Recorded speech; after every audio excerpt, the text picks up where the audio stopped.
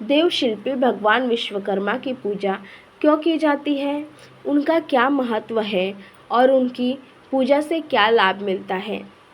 प्रिय मित्रों, हर हर महादेव। आज हम एक ऐसी अद्भुत कथा सुनाने जा रहे हैं जो न केवल हमारे मन को शांति प्रदान करेगी बल्कि जीवन के गहन रहस्यों से भी हमें परिचित कराएगी। यह कथा उस समय की है जब सृष्टि का निर्माण हो रहा था और हमारे आराध्य भगवान भोलेनाथ अपनी प्राणप्रिया माता पार्वती के साथ कैलाश पर्वत पर विराजमान थे। कैलाश के शांत बर्फीली चोटियों पर जहाँ हवा में भी दिव्य संगीत गूंजता था, वहाँ एक दिन माता पार्वती के मन में एक जिज्ञासा उत्पन्न हुई। उन्होंने अपने पति देवाधिदेव महादेव से अत्यंत विनम्रता और उत्सुकता से पूछा, हे प्रभु, आज मेरे मन में एक प्रश्न है। इस सृष्टि में अनेक देवता हैं जिनकी पूजा विभिन्न रूपों में की जाती है, परंतु एक ऐसे देवता है जिनके बारे में अधिक लोग नहीं जानते, फिर भी उनका नाम अक्सर लिया जाता है।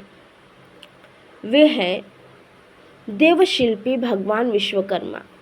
मुझे बताइए, उनकी पूजा क्यों की जाती है, उनका क्या महत्व है और उनकी पूजा से क्या लाभ मिलता है। माता पार्वती के इस प्रश्न का भगवान शंकर मंद मंद मुस्कुराए। उनकी मुस्कान में पूरे ब्रह्मांड की शांति और ज्ञान समाहित था। उन्होंने प्रेम पूर्वक अपनी अर्धांगिनी का हाथ थाम लिया और बोले, हे प्राणप्रिय, तुम्हारा प्रश्न अत्यंत महत्वपूर्ण है। विश्वकर्मा केवल एक देवता नहीं है, वे तो इस सृष्टि के सृजन और निर्माण के मूल आधार हैं। वे शिल्प, कला, विज्ञान और तकनीकी के आदि देव हैं। उनकी पूजा केवल किसी परंपरा का पालन नहीं है, बल्कि यह उस शक्ति का सम्मान है जो हर एक कलाकार, शिल्पकार और वैज्ञानिक के भीतर निवास करती है। उनके महत्व को समझने के लिए मैं तुम्हें एक बहुत ही प्राचीन और अद्भुत कथा सुनाता हूँ जो सृष्टि के आरंभ से जुड़ी है। भगवान भोलेनाथ ने अपनी कथा आरंभ की। प्रिय, सृष्टि के आरंभ में जब चारों ओर केवल अंधकार और शून्य था, तब ब्रह्मा जी ने इन संसार की रचना का संकल्प किया, परंतु शून्य से कुछ भी बनाना असंभव था। तब उन्होंने गहन तपस्या की और उनके तप से एक दिव्य ज्योति प्रकट हुई। उस ज्योति से एक तेजस्वी पुरुष का अवतरण हुआ, जिनके हाथों में विभिन्न प्रकार के औजार थे, जिनकी आंखों में ब्रह्मांड के निर्माण का ख्याल और उनके मुख पर एक बहुत शांत मुस्कान थी। यही थे आदि शिल्पी भगवान विश्वकर्मा। ब्रह्मा जी ने उनसे कहा कि हे महात्मन, मैंने सृष्टि की रचना का संकलन तो कर लिया है, परंतु मेरे पास साधन नहीं है। मैं चाहता हूँ कि इस शून्य में जीवन दो, नदियाँ बहे, पहाड़ खड़े हो और आकाश में तारे टिमटिमाए। आप मेरी इस इच्छा को पूर्ण करें। तब विश्वकर्मा जी ने अपनी दिव्य शक्ति से एक एक करके हर वस्तु का निर्माण करना आरंभ किया। उन्होंने अपनी कला से ब्रह्मांड को एक आकार दिया। मित्रों, कल्पना कीजिए, जब कुछ भी नहीं था, तब विश्वकर्मा जी ने अपने शिल्प से इस ब्रह्मांड का ढांचा खड़ा किया। उन्होंने न केवल धरती, आकाश और पाताल की रचना की, बल्कि उसके अंदर मौजूद हर एक कण में जीवन का संचार किया। उन्होंने देवताओं के लिए स्वर्णमृत महल बनाए, जैसे इंद्र का अमरावती, कुबेर का अकलापुरी और मेरा यह कैलाश भी। उन्होंने भी त्रिशूल, वृष, सुदर्शन चक्र और अन्य दिव्य अस्त्रों का निर्माण किया, जिनका प्रयोग धर्म की स्थापना के लिए किया जाता है। एक बार की बात है, जब दैत्यों का अत्याचार बढ़ गया और वे स्वर्ग पर अधिकार करने लगे, इंद्रदेव और अन्य देवता अत्यंत चिंतित थे। तब वे सभी ब्रह्मा जी के पास गए और उनसे सहायता मांगी। ब्रह्मा जी ने उन्हें विश्वकर्मा जी के पास जाने का निर्णय किया। विश्वकर्मा जी ने उन्हें देखकर कहा, हे देवगण, मैं जानता हूँ कि आप किस समस्या से ग्रसित है। इस समस्या का समाधान एक ऐसे अस्त्र से होगा जो किसी सामान्य धातु से नहीं, बल्कि एक महान ऋषि के त्याग से बनेगा।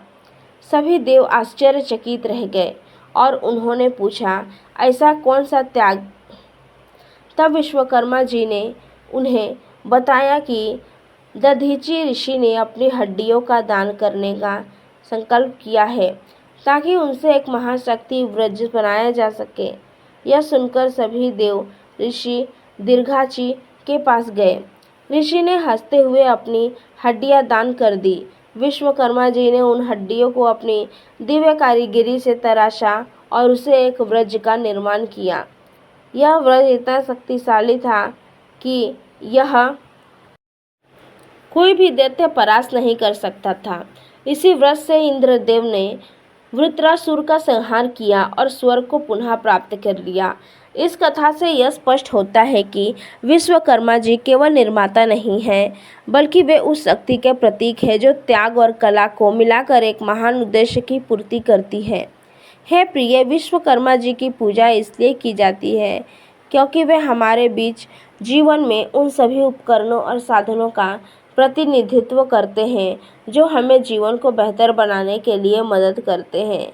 मैंने किसान अपने हल की, एक इंजीनियर अपने औजार की, एक कलाकार अपने ब्रश की और एक लेखक अपने कलम की पूजा करता है। यह सब विश्वकर्मा जी का ही सम्मान है।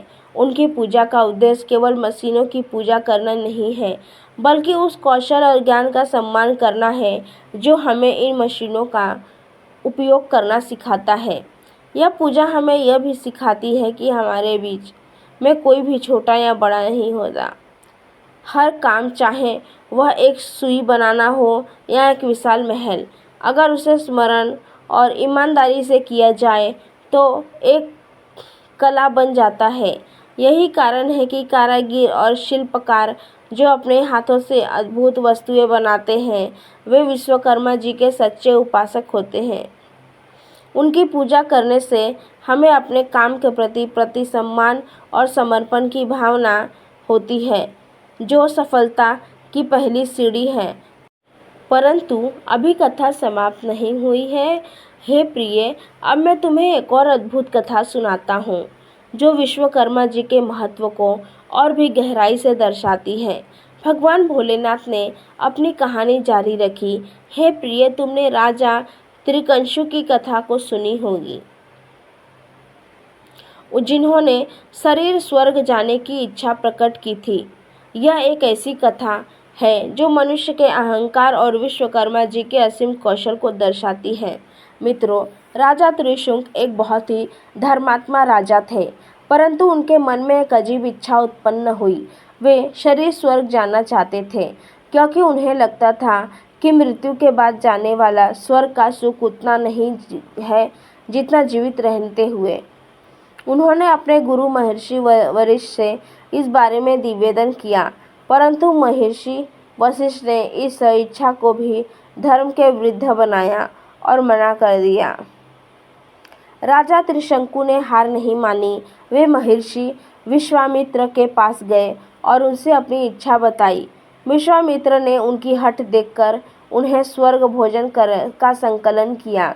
विश्वामित्र ने अपनी ताकत तपस्या के भोजन पर त्रिशंकु को स्वर्ग की ओर भेजना शुरू किया। त्रिशंकु ऊपर की ओर जाने लगे, परंतु जब वे स्वर्ग के द्वार पर पहुंचे तो इंद्रदेव ने उन्हें रोक दिया और कहा, तुम शरीर स्वर्ग में प्रवेश नहीं कर सकते। त्रिशंकु नीचे गिरने लगे।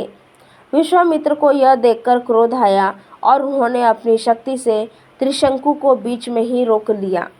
त्रिशंकु बीच आसमान में उल्टे लटके रहे। न वे स्वर्ग में जा पा रहे थे और न ही धरती पर वापस आ पा रहे थे। तभी से उनका नाम त्रिशंकु पड़ा। जब कोई रास्ता नहीं सूझ रहा था, तब विश्वामित्र ने सोचा, मैं एक नए स्वर्ग का निर्माण करूंगा।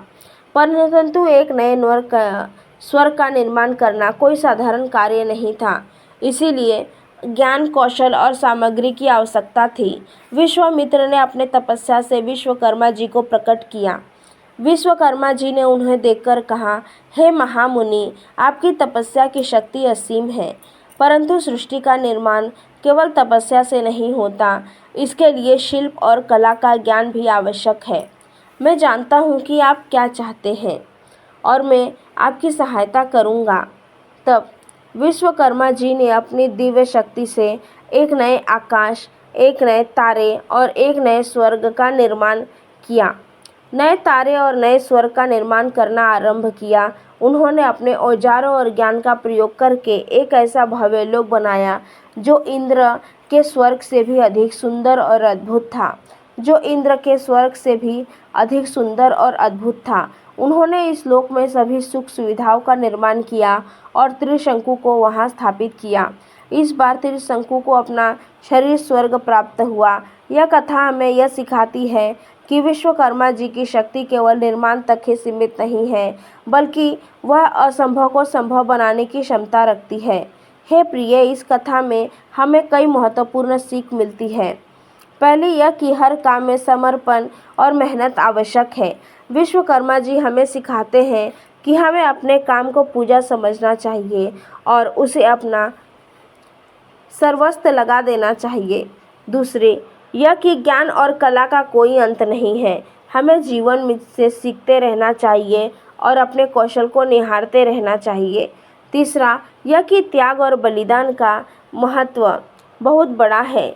जिस तरह दधीचि ऋषि की हड्डियों से त्वचा का निर्माण हुआ, उसी तरह हमारा जीवन में भी तभी सार्थक होता है जब एक दूसरे के लिए त्याग करते हैं।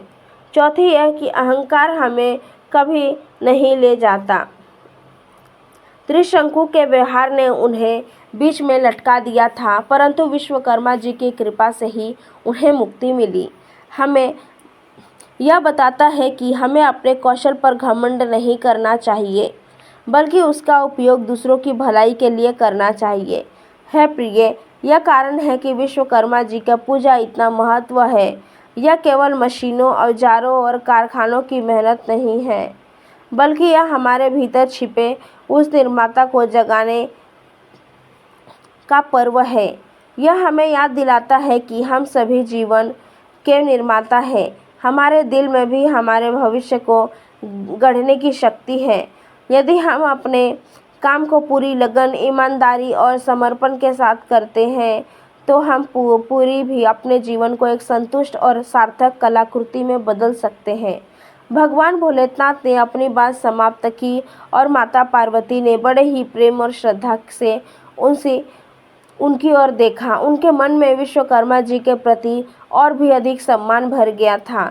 उन्होंने अपने पति से कहा, हे प्रभु, आज आपने मेरे जीवन की जिज्ञासा पहचान कर दी और एक ऐसी अद्भुत कथा सुनाई जिसने मेरे जीवन को एक नई दिशा दी। मैं समझ गई हूँ कि विश्वकर्मा पूजा क्यों की जाती है। यह तो कर्म की, ज्ञान की और त्याग की पूजा है। मित्रों, हमें अपने जीवन में इस संदेश को याद रखना चाहिए। हमारा काम ही हमारी पहचान है। जब हम अपने आप को कम सम्मान देते हैं, तो हम स्वयं को सम्मान देते हैं और यही सच्ची पूजा है। मित्रों, अगर आपको यह कथा पसंद आई हो तो इसे लाइक करें, इस ज्ञान को दूसरे तक पहुंचाने के लिए शेयर करें और अपने विचार कमेंट करके हमें ज़रूर बताएं। हर हर महादेव।